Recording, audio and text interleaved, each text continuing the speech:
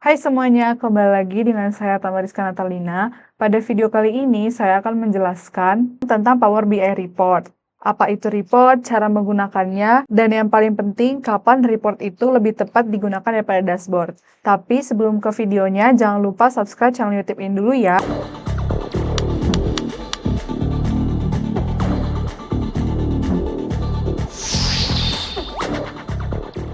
Jadi di Power BI itu, report adalah kumpulan halaman analisa yang berisi visualisasi yang interaktif.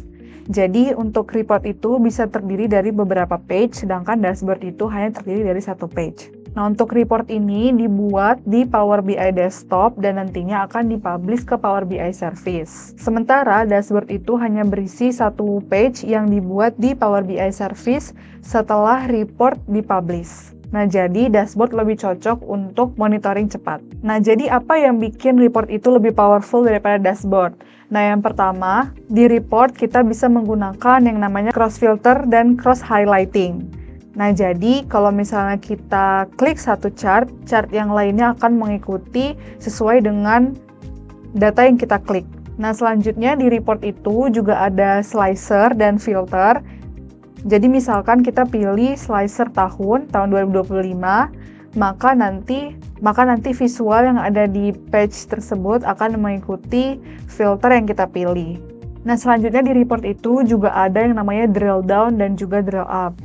Jadi kita bisa melihat data lebih rinci lagi. Misalkan kita punya data year, nanti kita bisa drill down ke quarter, lalu ke month, dan juga kita bisa lihat per day-nya seperti apa. Nah, selanjutnya saya akan menjelaskan bagaimana cara menggunakan report.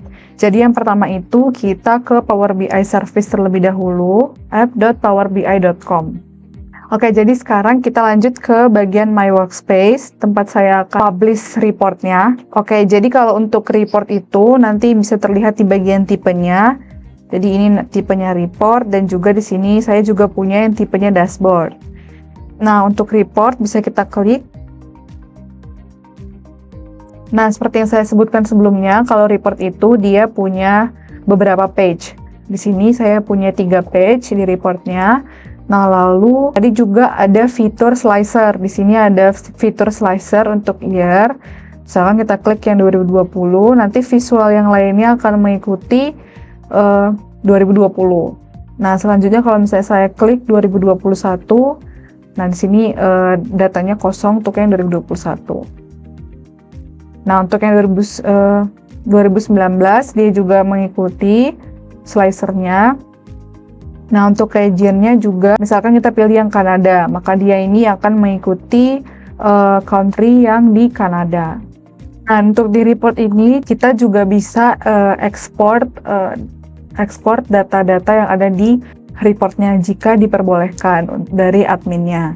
Nah, di sini kita bisa analyze in Excel ataupun kita ekspor ke PowerPoint dan juga PDF. Nah, selanjutnya kapan pakai report dan kapan kita pakai dashboard. Jadi kalau misalnya teman-teman butuh analisa yang detail dan juga banyak perspektif dalam banyak page, jadi teman-teman bisa menggunakan report.